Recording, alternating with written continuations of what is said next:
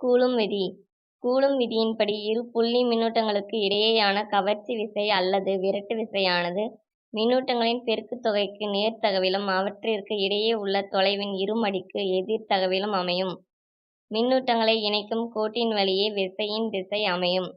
காற்று அல்லது வெற்றிடத்தில் r தொலைவில் அமைந்த இரு மின்னூட்டங்கள் q1 மற்றும் q2 எனில் கூலும் விதிப்படி F directly proportional to q1 q2 by r square.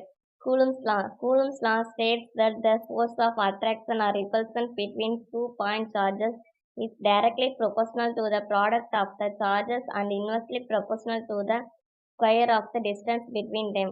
The direction of forces is along the line joining the 2 point charges. Let q1 and q2 be 2 point charges placed in air or vacuum at a distance r apart. Then according to Coulomb's law, F is directly proportional to q1 q2 by r square.